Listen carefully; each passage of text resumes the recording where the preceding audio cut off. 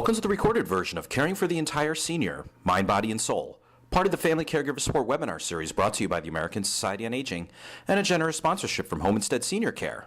Our presenter today is going to be Dr. Amy Dupree. Dr. Dupree, a gerontological social worker, is an internationally renowned expert on lifestyle issues relating to caregiving, retirement, aging, and family dynamics. Dr. Dupree is president of Essential Conversations, Inc., and Dr. Amy, Inc., a company dedicated to family caregiver wellness. Dr. Dupree holds a PhD and Master's in Social Work, specializing in gerontology, and she earned her CSA, a designation for which she also trains others as part of their accreditation. Dr. Amy Dupree is a much sought-after speaker at corporate and professional events on the topics of caregiving, aging, and retirement, and she's also a frequent guest on radio and television. And with that, I would like to welcome our presenter, Dr. Amy Dupree. Welcome, Amy. Thanks, Steve. Glad to be here and glad to be talking about this topic. You know, as we think about this topic, I think we probably can agree that most people look on aging with fear, that in our society it's something that's considered something to be concerned and fearful about. Whether it's thinking about injury or losing independence, many people really do worry that they're going to lose ability as they age, and probably many of us on the call worry about that. There was new research that was conducted by the Home Instead Senior Care Network that found that 90% of older adults put loss of independence at the top of their list of aging worries. And I think if you've been working in the field any length of time, you know that's true. That's people's biggest concern is loss of independence and being a burden to others. How do I avoid that and continue to maintain my life? And I'm sure that all of us have seen issues like frailty and loss of independence trigger a downward spiral for someone. But ill health in old age is not a necessity, and it's not what we're stuck with. And I think that's the message that we really want to take away today, that most Americans can really enjoy good health into their 80s, and more people are going to be living in good health older than that. Certainly all of us know centenarians who are still in good health. That's going to become more and more frequent as our population ages. And that's not just our anecdotal opinions about that. That's really the conclusion, too, of the New England Centenarian Study. And if you're not familiar with this study, it's a fabulous study that's going on in the Boston area. And they believe that the way they collect census data in the Boston area, they've been able to study every person who's reached the age of 100. And this study's been going on for, I think it's almost 2 decades now. The head of the study is Dr. Thomas Perls, and there is a book written about this called Living to 100. There's also a website, which is livingto100.com, and there's fabulous information in there. And this study says that most people have the genetic makeup to live into their mid to late 80s in very good health, and like centenarians, compress the time they are sick towards the end of their lives. Much of their ability to do so depends upon healthy behaviors, including a diet conducive to being lean, not smoking, and strength training exercise. So again, this research really has gleaned from studying all of these people over 100 how all of us can live to be not just old, but old and healthy. The study goes on to say that instead of the aging myth, the older you get, the sicker you get, it's much more the case of the older you get, the healthier you've been. And that's a really key distinction, that the older you get, it means the healthier you've been through your life. So if you're participating in today's webinar, you likely have a keen interest in promoting increased active life expectancy, as we call it, and successful aging. We're going to talk about those terms in a minute. The cost in human terms and quality of life of us not doing this, not to mention the substantial cost of the healthcare system, is really too great. I really believe as professionals that we have a job to do, and that's to change the mindset of people, both young people and people who are already old, and help move people from a place of fear to a place of hope. And I think that's really the message of today. How do we help people move from this place of fear to a place of hope and to a much more active lifestyle? And I think another part of that message is that it's not too late to begin. A lot of times people feel that they've waited too long to make changes. But the truth is people can make changes at any age and see notable improvements in their life. So let's take a look at the objectives for today's webinar and talk about where we're going to go from here. So today, what we're going to do is give you information that your clients and your families can use to determine if they're aging successfully. And again, I'll come back and talk about that term.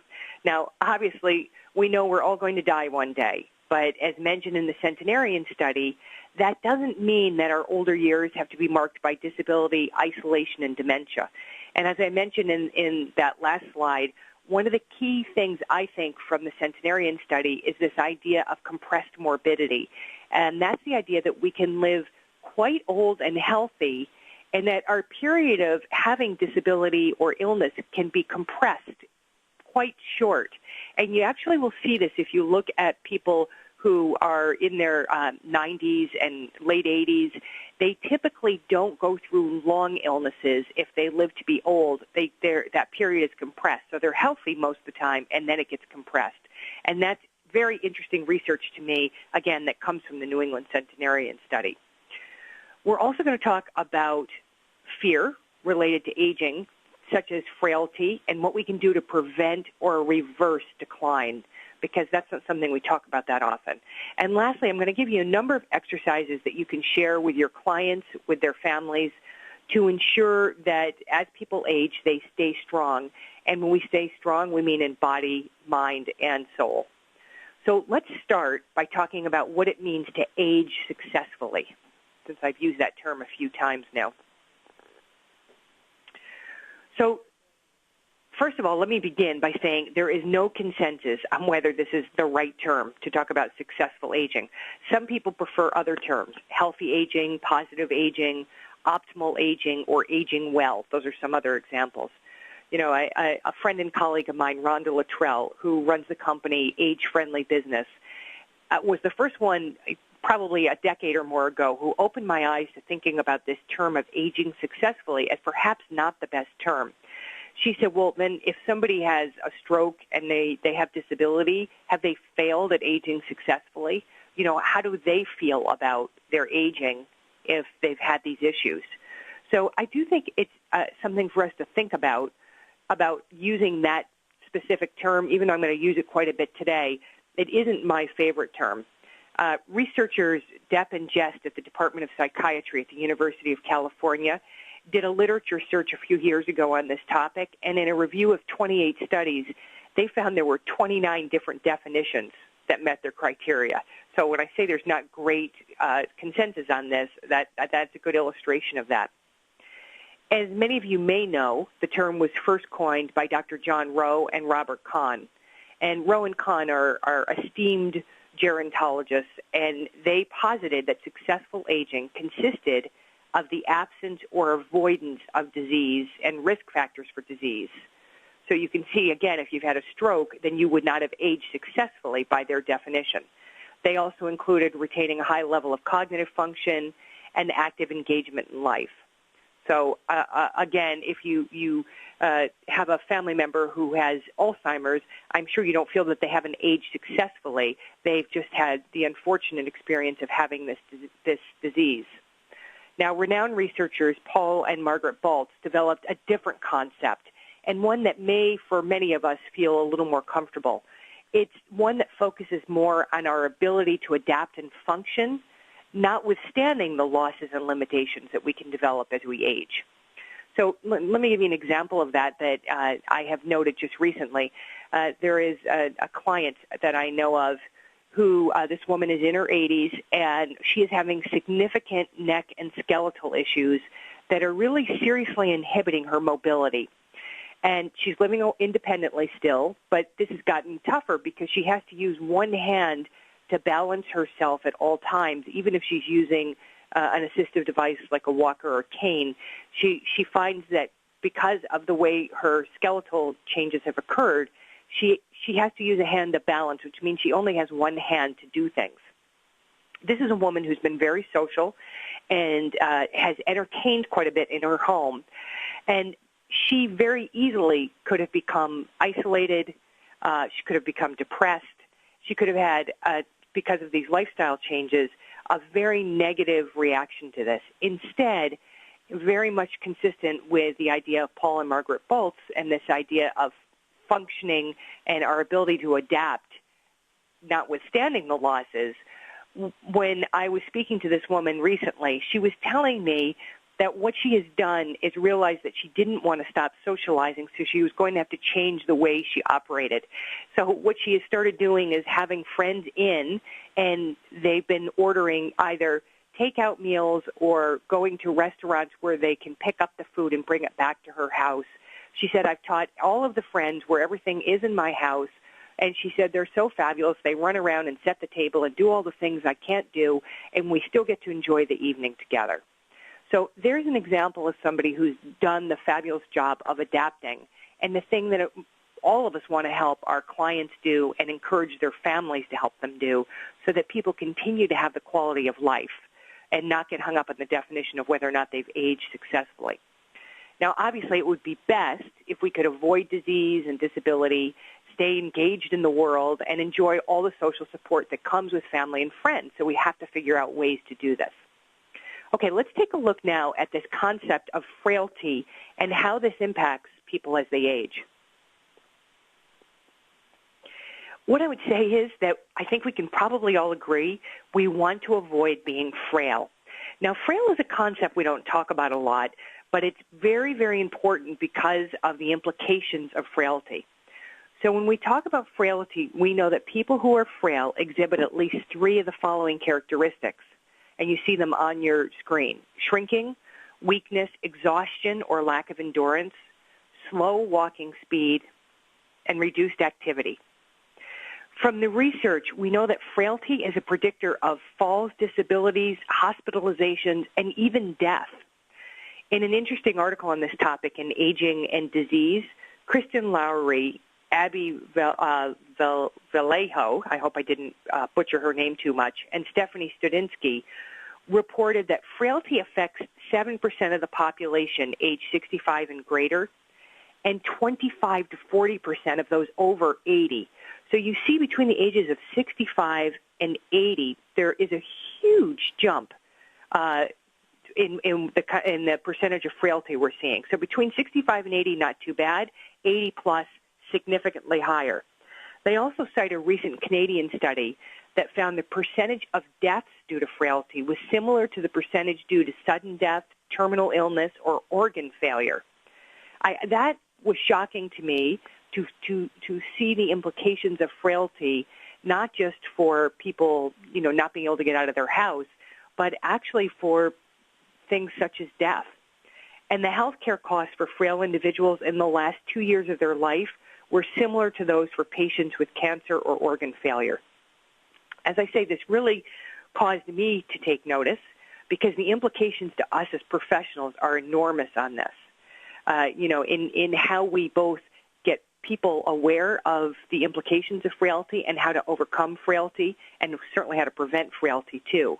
I think it's easy enough to see how there could be a relationship between frailty and mobility and people's engagement in life, but perhaps we haven't thought about it in these ways as much before. Okay, so I want to chat with you about walking speed and independence because this is related. This is, as I said, one of these issues. Of the 5 signs of frailty, this is one that there's been a lot written on, and it's very, very important. In fact, it's been called the 6th vital sign and almost the perfect measure.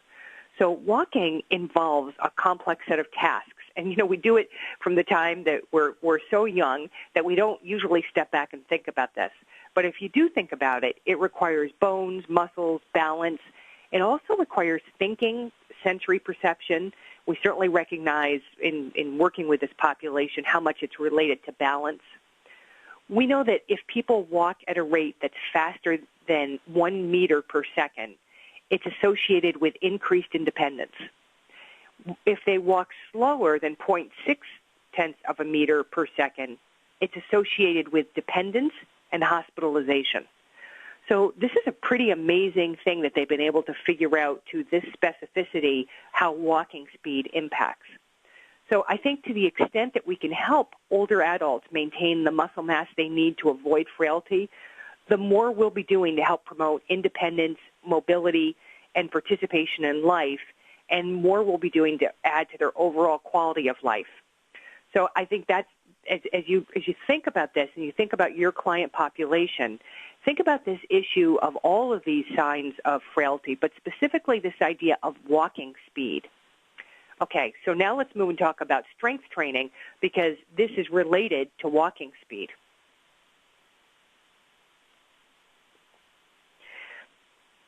You may be familiar with how important strength training is, because this has been highlighted in the popular press more recently in the last number of years, but in the last few months especially. It was actually the subject of last week's Harvard Medical School newsletter, which is called Health Beat. And the article was called "Want to Live Longer and Better? Strength Train." So it says regular physical activity is good for promoting overall good health. And I think we all of us know how important it is to exercise. And we know that it can reduce the risk of developing disease, and it helps you live longer and healthier. But often overlooked, according to the Harvard doctors, is the value of strength-building exercises specifically. And you see on the screen this statistic, which is pretty amazing, that the average 30-year-old will lose about a quarter of his or her muscle strength by age 70 and half of it by age 90. And so just doing aerobic exercise, as it says, is not adequate. Unless you are doing strength training, you'll become weaker and less functional. And this is a very, very important message that we can pass on to people, because I think most folks think if they're doing aerobic exercise, they're doing enough. And really we have to recognize that you need all three areas of exercise. So you need the aerobic or cardiovascular, you need strength training, and you need stretching. And of the three, strength training is really, really key for people maintaining their independence. It's strength training and exercise in general that's been found to decrease inflammation, which is now being correlated to the frailty we talked about. So again, everything ties back to that concept of frailty. And if you think about having enough strength to walk and walk quickly enough, and that correlation to frailty, it's very key. I know especially as my father aged, on a personal note, his walking speed decreased significantly, and he became much more frail. And when my father was ill and needed surgery, he actually lost his ability to walk. And what I was amazed was that at 85, they could work with him and get his strength back enough that he was able to walk again. So I think realizing how important this idea of walking speed and strength is for our clients is key. Okay, so that's enough on that topic. Let's turn to what we can look for. What are the signs and symptoms that a loved one may be starting to have problems, and how do we communicate that to the family? So you have here some emotional symptoms and some physical symptoms. Now, what I would say to you is, as professionals, there are things that we just know intuitively after working in the field with families, and we often don't realize how much of that is not common knowledge. So what we're going to go over in the next couple of slides are things that may be intuitive to you that I really want to encourage you to share with both the older adult and their family. And I'm actually going to tell you about a handout that summarizes some of this that you can access afterwards and that you can give to family members. So we know there are certain symptoms that caregivers can watch for. And some of the things that we can ask family members to look for are things such as, does their parent seem tired all the time? Does it seem that whenever they call their parent, they're waking them up from a nap? We know that persistent fatigue, and that's the key word there, persistent fatigue, and loss of energy are two of the physical signs that an older adult may be struggling. It's also important that caregivers know that recognizing the physical and emotional signs of having difficulty while aging isn't hard, and it doesn't take a lot of time, and they can even hear some of these symptoms over the phone. So they can ask things such as, how their parents feeling and if they're still engaging in their usual social activities. For example, if they belong to a religious organization, a church, are they still going? Are they still meeting friends for coffee? Are they getting to their club? If their family members lost interest in socializing or stopped participating in hobbies, that could be a sign of many things. Obviously, depression is one of them, but it's also possible there's an underlying physical health issue that's causing them to back away from the things they once enjoyed. Sometimes the signal from a loved one is quite drastic, a major change in mood or outlook. For example, does an older adult go from very happy to crying in seconds? Or are they coming across more irritable and grumpy than normal?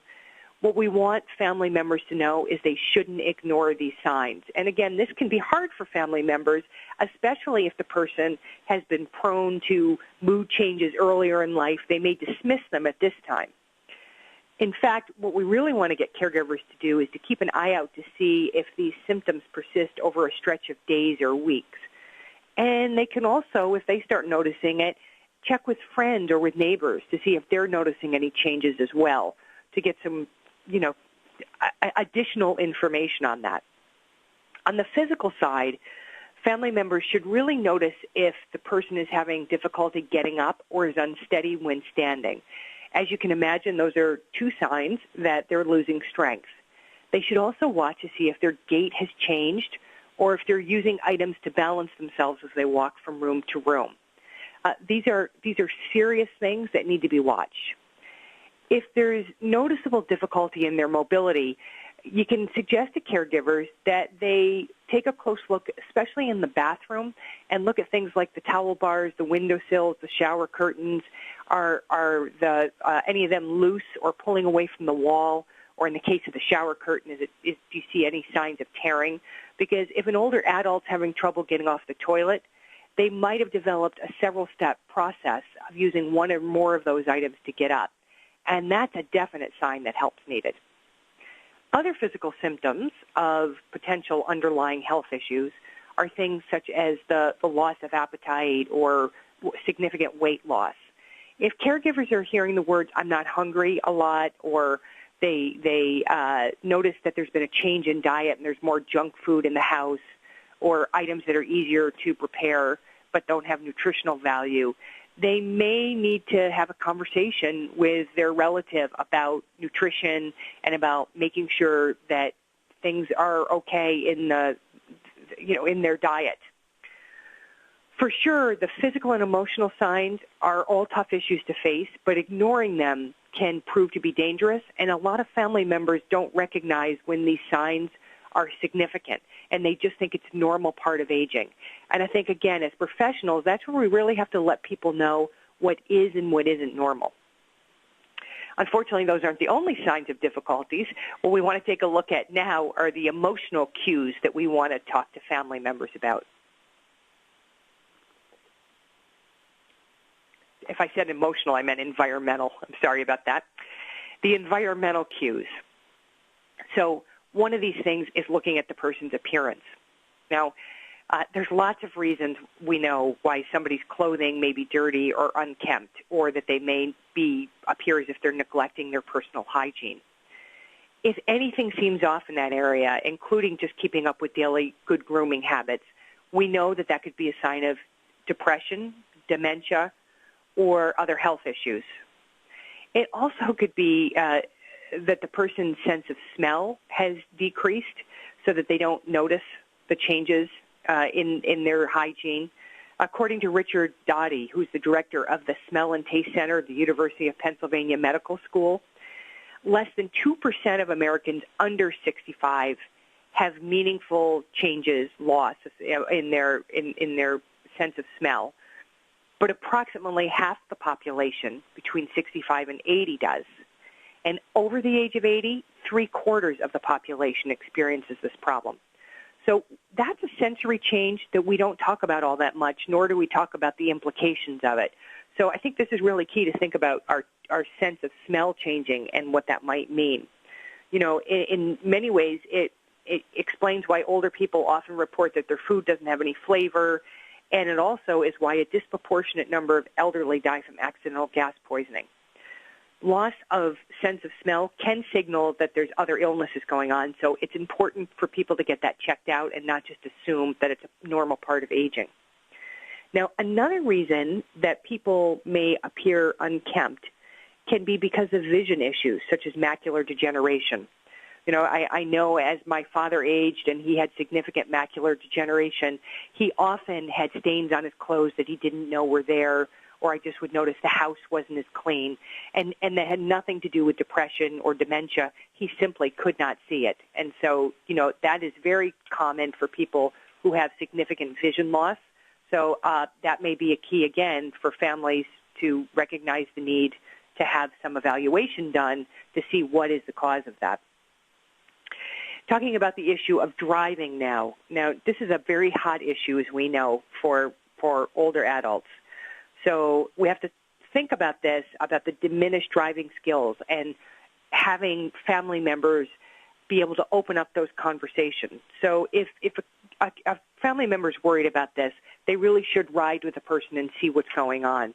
And if they start noticing there's a notable slow response time, or they're rolling through stop signs, or they're missing turns because they can't read the signs, or they're braking quickly to avoid rear-ending somebody, this is all obviously things that cannot be ignored.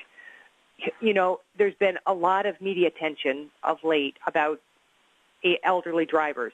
And I think what we don't want to do is contribute to a stereotype that age alone is the issue, because we know as professionals that's not true.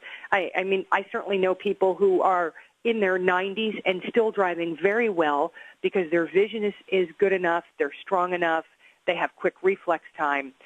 However, some of the changes that we think about being an issue with driving certainly are age-related, including cognitive and physical impairments that can negatively impact driving. And we're all very sensitive about people losing their independence in this way. We also have to be careful because sometimes family members will overcompensate about being sensitive about loss of independence, and they're not concerned enough about some of the driving skill issues and some of the things going on. And it puts everyone's life at risk, not just the older adult. The client that I mentioned to you who's having the mobility issues, who's now having people into their house, up until very recently was driving all the time, and she couldn't turn her neck, and she couldn't really move very quickly her leg. And her daughter was part of this consultation, and we had a conversation about, you know, my concern about her mother driving, and the daughter was very hesitant to address this with her mother because she knew that her mother had really saw the car as her independence. And I talked to the daughter about my concerns about this and the safety concerns, and the mother finally one day hit the mailbox coming out of the driveway, and that allowed them to have the conversation. But we really have to, I think, sit down and talk to both the older adults and the clients about this in an open way and be able to acknowledge their feelings about it, but also acknowledge the danger involved. Okay, other signs that demonstrate an issue: difficulty concentrating, memory loss, lack of interest in reading, missed appointments, mishandled medication. Some clues could be partially read books, a whole bunch of them lying around, unless they've always been the type of person who had 2 or 3 books on the go. Magazines, similarly, if that look like they're not being read. Prescription bottles could be looked at by the family member, too. Making sure the refill date matches the number of pills in the bottle can help a family member determine if a medication is being taken correctly. This isn't about turning family members into spies. This is about noting when there are serious issues going on, being able to be aware of those. Memory loss, forgetfulness, confusion can also reveal themselves through things like missed doctor's appointments, improper placement of items around the house, repeated phone calls. We all know family members who get those same phone calls over and over and at odd hours. Poor judgment can also come in the form of deciding against going to the doctor because I just went last week, even though it was a different doctor for a different health issue. For family members, these things can cause frustration and concern, but we know there really are ways to cope and to help. So we're going to talk about ways to take action in just a couple minutes. Right now we're going to talk about how an older adult's living environment can provide clues to a problem. And I'm sure these will not surprise you. Poor housekeeping and lack of home maintenance would probably be what we would all say can be signs something's not right. We always want to be conscious of the individual that we're dealing with, since people's habits vary widely, but it's helpful to look around and see if patterns and habits are not being maintained. So again, family caregivers might want to look in the refrigerator, the freezer, check out has food spoiled because they're not eating it, or is there no food there because they can't get to the grocery store? Are things really messy? Are they having trouble cleaning? Are dishes piling up? Again, it's all very individual how clean the person's been to begin with. But if there's a notable change in that, that's worth looking at. And in addition to eye level, caregivers should really look up and look down. So is the person able to reach up? Are they able to get on a step stool if they need to still to clean something or change something? Are they able to get to the floors, the stairways?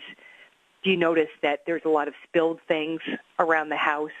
They should also check to, obviously to make sure there are no hazards such as, throw rugs that are around. And they should check just generally around the house to see, do things look like they've always looked? Or is there new clutter lying about? Is the older adult having trouble organizing things? And you can really see that, and it's actually turning into a hazard. Looking at the mail, again, with the permission of the older adult, not without sneaking to look at their mail, but asking questions about bills and correspondence, and if there is a concern, really trying to address those. All of these environmental clues point to the fact that something needs to be done if you're going to keep the person independent. So the Home Instead Senior Care Network has put together a tip sheet for caregivers to use, and it allows the caregiver to track over time any perceived fall-off in functioning. And that's posted on caregiverstress.com. So if you want that, again, caregiverstress.com. These are important, and I encourage caregivers to keep track of these clues. But equally important, and this is the part that as professionals I think we can also make a huge impact in, is a focus on helping people stay strong or regain lost strength. And that's what we want to focus on right now, is how do we prevent these issues and how do we help people regain. So let's take a look at helping seniors stay strong.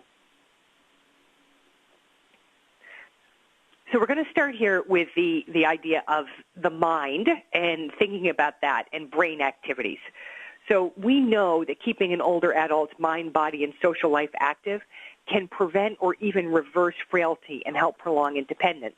And I think categorizing it in this way can help family members assess it better and intervene better, mind, body, and social life. Family members are in a unique position, obviously, to help older adults figure out which activities will work best. As you know, there are many ways to keep our minds active as we age. According to a study in the Journal of Neurology, activities that keep the brain active may delay the precipitous memory declines that define dementia. So this is why it's so important. And I would say it's not just about dementia. It's about ability to function in our day-to-day life. Sudoku, playing card games, reading, writing, doing crossword puzzles, they're all fabulous ways to keep our mind active. We're also taking this up a notch. So with the rise of Internet usage, more and more seniors are going online. So sites like Posit Science and Luminosity are excellent. Both of them have great research behind the programs they use to exercise our brains. And I know last year at a conference I was able to try the Posit Science programs, and they were fun to use, and they were challenging, and they get you into a mode of sort of competing with yourself. And they have great data that shows they can turn brain age back significantly. The U.S. had more than 245 million Internet users as of a year ago. And so that means about almost 80% of people are on the Internet now. And what was interesting is there have been some studies now that show that seniors are on the Internet in very high percentages. There was a study that looked at just gaming on the Internet, getting on and playing games, and it compared boomers and seniors. And in actuality, there were more seniors on than boomers. So only 27% of boomers were online playing games. 36% of seniors were. And, no surprise in the sense that they have more time available. But I think the real key to that is that we now are looking at the senior population very differently. And what we see in boomers, we're seeing in seniors, because the boomers are becoming the seniors. Change direction, as you see on the bottom of your screen, is another great creative mind exercise. And this is recommended in a lot of different places. So we can all use this. It's really doing the familiar in a new way. So, for example, if an older family member has a regular route through the grocery store or to the mailbox, caregivers can ask them to try a different route. Research has revealed that such a technique exercises the brain. If they can't leave the house, they can still do this. They can vary their routines within the house. things like having afternoon tea instead of morning coffee, or swapping regular times of reading and watching TV, using the opposite hand to do a task. Even if you wear your watch on the opposite wrist, it helps. The benefits of these activities is that it will help their brains rethink daily tasks. So, something as simple as that can exercise the brain. Okay, let's now talk about helping seniors stay strong by looking at the body part of this. We just did mind, now body. Obviously, those are great mind exercises. We have to also exercise the rest of us as well. And as we said earlier, regular exercise and strength training in particular are critical to maintaining our health and mobility. So one of the great things about physical activity is obviously there are so many ways to encourage older adults to be active. So brisk walking, raking leaves, taking the stairs are great ways. They count as exercise. They can be done almost any time, and they don't require any specific or special equipment, and they're free. A lot of times people get into exercise having to look a certain way, and I was just listening to an expert talk the other day who said, if we could get out of the idea we had to go to the gym, and on days we don't make it to the gym, that we do 5 minutes of exercise 3 or 4 times a day. And somebody said, well, that doesn't really matter. And they said, I'd like to see you right now get down on the floor and do 5 minutes of push-ups, and then 5 minutes of crunches later, and 5 minutes of jump roping later in the day, and tell me that you didn't get any exercise. So I think that's a great way to start thinking about is shifting to we can get exercise in small bites, and it's effective. Adding light ankle weights or using TheraBands is also an easy way to add a little strength training to the day. And there's lots of older adults who are major athletes. They're still playing tennis, they're skating, they're swimming well into their 80s. So again, this is about where people are and their continuity and keeping them active. For older adults who are confined to a chair much of the day, it's really important to find ways to encourage them to move too.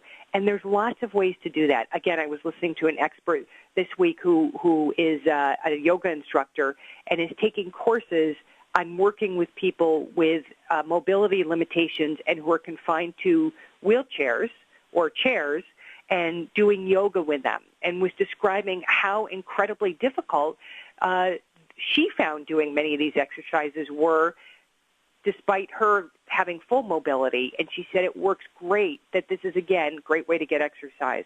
Also, just a simple exercise for people who have very limited mobility, something it's called circle scarves, where people take 2 colorful scarves and they put one in each hand and they put their hands out in front of them and to the side and make circles in the air from small to large. You can do it with music on. Again, anything that gets the body moving is helpful. Anything that builds strength, even more helpful. Finally, let's take a look at the third category, this idea of spirituality or social life as well. We know that in addition to the mind and body, this is also very, very important, that people are seeking, especially as they age, a sense of spirituality. And again, that may not be in any way tied to religion at all. Nearly half of all older adults who responded to a Homestead Senior Care survey said that staying spiritually engaged is a challenge. So everybody has their own way of doing this. And again, if you think about continuity theory, which says we pretty much are who we are through our lives, and we have great continuity in our behavior, we have to look at who people were younger in this. So it's important to assess this with each individual, and just like the mind and the body, develop ways to help people stay in touch with what gives their life meaning. So if going to a church or house of worship was important, it may remain important, and it might be worth having the family invest in figuring out how to have the person get there. Older adults have more time, so volunteering on a committee is one way to help people maintain a sense that they're contributing, and that is a very important part of social life and our sense of well-being. For other people, it's being close to nature, as we know. And if it's too hard to get out into nature, then you can bring nature inside with a little herb garden or seasonal flowers or other potted plants. For many folks, having a pet can provide great companionship and also provide that way to connect to nature. At the same time, there are TV shows about nature. So even for a homebound adult, to connect with others around that can be helpful. Another thing on a volunteer basis that older adults can do to feel like they're contributing is they can send letters and emails to those who might need a boost. There's a campaign called A Million Thanks, and it's a year-round campaign that shows appreciation to the U.S. military men and women, both past and present, for their sacrifice and their dedication and service to the country. And it does it through letters and emails and cards. And if you have a client who's homebound and can't get out but would love to contribute in that sort of way, you can find the details at amillionthanks.org. As you know, the things we're talking about, the mind, the body, the spirituality, they're all things that can help us keep engaged and happy. It's just as we get older, obviously the challenges can be harder in engaging in these things, and also it gets easier to start becoming more frail if we're either have some issue that's a disability or something that keeps us from being able to get out. So I think our goal as professionals is to help older adults recognize that they need in all three of these areas to feel fulfilled and to stay strong and active, and that this improves their health and will encourage independence. And I think when people understand the correlation between these things and independence, it makes it much more powerful. Okay, so let's take a look now at some resources that you can use in helping your clients with this. So we're giving you some websites here. Get Mom Moving provides tools to help prevent and reverse signs of frailty, and obviously helps people then increase their independence. The Senior Emergency Kit was developed with the assistance of Humana Points of Caregiving, and this is a great way to help family caregivers gather details about a senior's doctors, pharmacy, insurance company, medications, all of those sort of things. A Million Thanks I just mentioned to you, so if there's an interest in that, you see how to get on that. The Get Involved search engine, I've talked about this one before, is sponsored by the Corporation for National and Community Service and powered by Volunteer Match. And it's one of the largest and most advanced on the Internet. You just have to enter, the person has to enter their interest area, type in their zip code and state, and click Find Opportunities Now, and they'll gain access to thousands of real-time volunteer opportunities. And those are really tailored to the skills and experience of people 55 plus. Volunteer Match, another great way to have the match happen. And then Aging with Dignity is a national nonprofit organization with a mission to affirm and safeguard the human dignity of individuals as they age and to promote better care for those near the end of life. So that's another site to consider. Okay, and then let's talk about next steps before we move to the question period.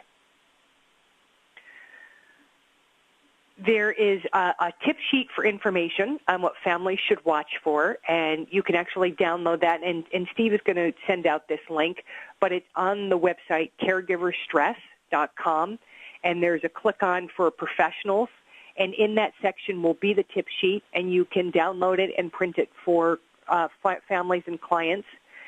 The other thing that I think we can all do is offer hope with diet, exercise, strength training, and really let people know that older adults can prolong the number of years they stay active and independent, and that we can decrease the number of years we're spending in disability.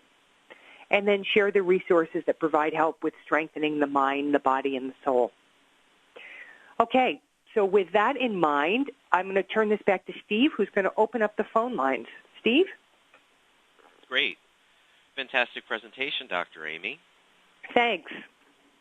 And as you can see from the slide that is up on the screen, it is time for the Q&A portion of today's web seminar. So please text in the questions that you have for Dr. Amy, and let's get right to it here.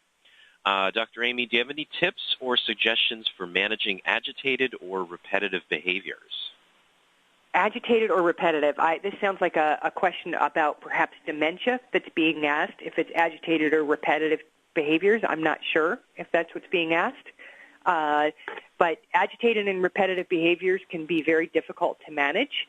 What I would say about that is that depends on the individual, but a lot of times one of the best techniques is to redirect someone into a different activity to make sure they're getting enough exercise so that their agitation levels aren't as high. That's really key. and to keep someone's the environment calm are some ways to deal with that around dementia. Okay. Earlier you were talking about TheraBands. What are they, and where can we find them? TheraBands can be purchased online, and there's actually variations to these. If you get online and do some strength bands for strength training, Google some of that, you'll find that there are a lot of varieties of these now. They were sort of the original, but there are in any local sporting goods store, they carry versions of these, and they have different what's the word I want? Resistance. So some of them are quite easy to move, and others of them, as you become stronger, they have bands that respond to that as well. So you can have bands that change, as the person develops more strength. You can get new bands, but they have ones that are quite easy as well, and they're also really great for stretching. A lot of these bands are great for stretching, and they have some bands that are less bands but more look like a rope but have a place to put your hands or your feet, so you can use them for stretching as well. All right. Next question. I have several older clients whom I sense are fearful of the aging process, but they are very private and won't discuss their fears with me. How can I get them to talk without prying? That's a great question, and I think this technique can be used in a lot of different ways, what I'm going to suggest. If we suspect that somebody is feeling something, we don't have to ask them if they're feeling it. We can talk about it in more general terms. So, for example, Steve, if this was you and I was talking to you, I might say, Steve, I've really found that when people get to a certain age, and I'm thinking of the client maybe 75 or 80, you might say, when people get into their mid-70s, a lot of times they start to have concerns, and they often don't want to talk about them. But a lot of times these concerns could be dealt with in very practical ways. And some of the concerns that I see people have include, and you can talk about what you think the client has. Now, based on their, what their concerns are, based on their reaction, you will know whether or not, first of all, they're open to talking about it with you. Secondly, if you've kind of if you've hit the issue. And then thirdly, how deeply you can go. So following their lead then at that point is important.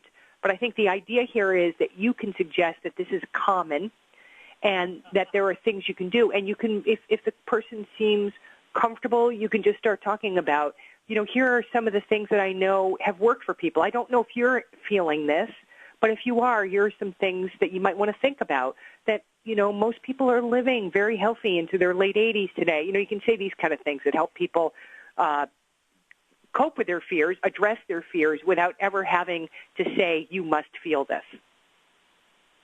Okay. We've got a couple questions on one topic, which I'm going to kind of try to jam into one here. Okay. Amy, earlier you were talking about the ability about walking and how that relates to health issues. Can you repeat the numbers related to the walking speed and independence, as well as if they can walk X number of meters? Can you just give us a brief overview of that again? I can. Let me just go back to that slide, if you'll just give me 1 second, because I don't have that number memorized, and I want to make sure I give it exactly the right way because it's important. Sure. And I do think, I was quite shocked when I read these numbers, and I thought to myself, wow, this is something that this is kind of cutting-edge research that I think we can start looking at in a different way. Okay, here it is. So walking at a rate that's faster than 1 meter per second is associated with increased independence, while walking slower than 0.6 of a meter per second is associated with dependence. Okay. Okay, so that gives people an idea of walking speed. All right. Okay, next question. How can we assist a client who lives alone, is socially isolated, and lacks the resources? I can go into a home and work with the individual, but the in-between time, it's hard to keep them motivated. Do you have any suggestions? The lack of resources and funding makes it difficult to see continuity in care. Now, is this, this question's a little vague because I'm wondering, work with them in what way? How to keep them motivated in what way? In physical exercise or in, all three areas, the body, the mind, and the spirit, kind of in all of those? Okay, so let me address all three. Sure. Okay, because that might be the best way. First of all, and it says that the person is isolated.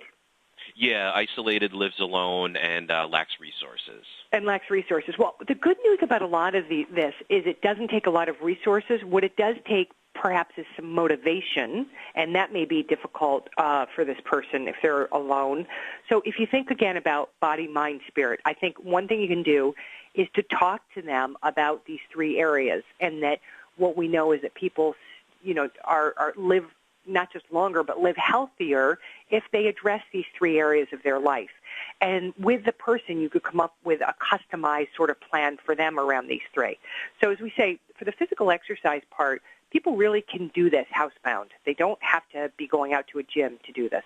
And if they're even sitting in a chair, there are exercises for that. Now, you have to do a little exploring about, given this person's condition, what's the best way to get them exercising. So that's very dependent on the person, and you want to make sure, of course, that that's safe, and all of the caveats that we make about not checking with their doctor and does this fit with their plan and all of that. So on the physical side, it might be something that even has a DVD that they can watch, or they can listen to somebody, some music while they're doing something. But it's going to have to be fun, or they're not going to continue to do it. On the mind side, you don't have to use computer programs. You can do, if they like word games, if they like anything, a crossword puzzle, if they like, anything that gets their brain thinking, even reading, something that just engages their brain beyond watching TV, which for the most part, as we know, does not engage our brain, is a good thing to do. So if they happen to have a computer, there's lots of stuff on the computer that's free as well. The third part of that is the spirit. And I think this is sometimes, in a lot of ways, the hardest if people are getting isolated. And dealing with isolation, I think, is one of the best things that we can do to help people. Now, there are sometimes programs where volunteers will call people, who are isolated. I think this idea about getting a person to feel like they could still contribute. So I mentioned this one campaign. There are other ways to do that. Perhaps the person is still able to make phone calls and to check on people in their community. There's many communities have these telephone reassurance programs, and they could provide telephone reassurance. Sometimes there are volunteer programs where kids after school, they talk to an older person to help the kid, not, that the older person can be providing that kind of support to a younger person. Anything that gets them engaged, I think, is really helpful. And again, this is where you want to go back to continuity theory and this idea that we are pretty much who we are unless we make a real effort to shift. So, for example, if you're somebody who is not interested at all in anything athletic, it's unlikely you're going to suddenly become a world-class athlete. It doesn't mean that you might not exercise because you may feel the benefits so great that you're going to exercise. But this is probably not going to be your choice of how to spend all your time. Whereas I know this person who's been a lifelong athlete, and, she's still running marathons and still exercising like somebody 3 decades, 4 decades younger, well late into her life, because that is who she is. So you have to look at who this client is in all three of these areas and recognize there's going to be a lot of continuity. So if they weren't social to begin with, they're probably not going to be super social now, but what you don't want is isolation.